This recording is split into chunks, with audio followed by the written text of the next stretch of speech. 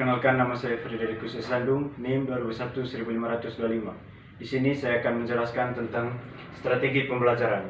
Yang pertama, definisi dari strategi pembelajaran.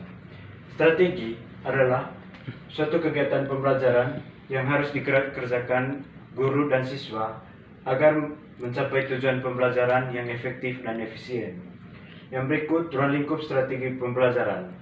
Dalam ruang lingkup strategi pembelajaran mencakupi gaya mengajar. Yang pertama, gaya mengajar.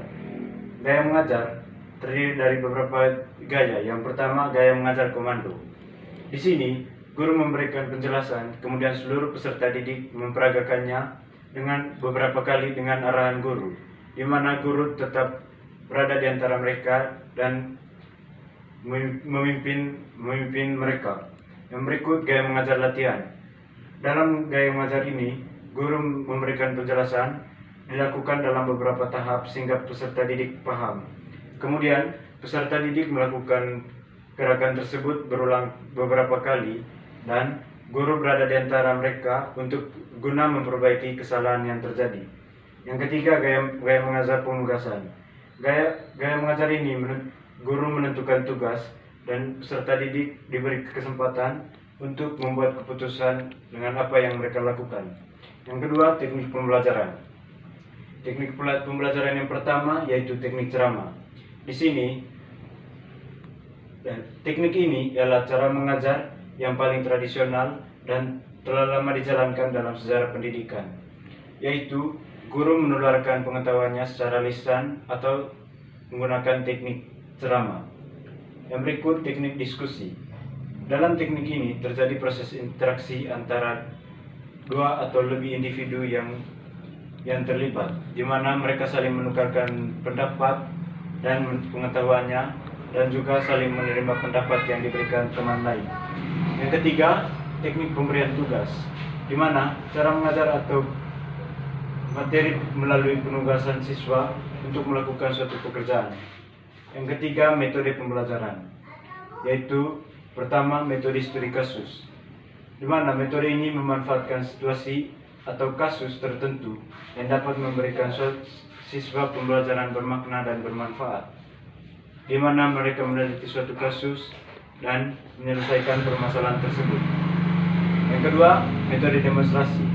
Siswa diberikan kesempatan untuk bersentuhan langsung dengan materi yang dipelajari dengan mereka memperagakannya di depan kelas. Salah satu contohnya pada saat pembelajaran di kelas yaitu mempresentasikan tentang suatu materi oleh salah satu kelompok.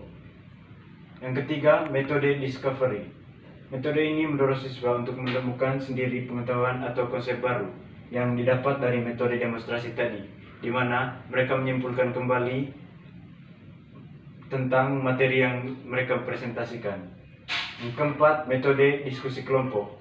Metode ini mengajarkan siswa atau melatih siswa untuk saling menerima pendapat dan bertukar pikiran tentang masalah yang mereka bahas. Yang berikut, pendekatan pembelajaran. Pendekatan pembelajaran terdiri dari pendekatan induktif. Pendekatan ini yaitu pendekatan yang bermula dengan menyajikan sebuah keadaan khusus, kemudian dapat disimpulkan menjadi suatu fakta, prinsip atau aturan. Di sini tugas utama siswa yaitu mengamati, menyelidiki, memeriksa, memikirkan dan mengamati sesuai pemikiran mereka. Yang kedua, pendekatan deduktif. Pendekatan ini bertolak belakang dengan pendekatan induktif, yaitu pembelajaran yang berpangkal dari hal yang bersifat umum lalu diarahkan pada hal yang bersifat khusus. Yang ketiga, pendekatan konstruktivisme. Dalam kelas konstruktivis, seorang guru tidak mengajarkan kepada anak bagaimana menyelesaikan persoalan. Namun, di sini mereka mempresentasikan masalah dan mendorong siswa untuk menemukan cara mereka dalam menyelesaikan permasalahan tersebut. Sekian video dari saya, terima kasih.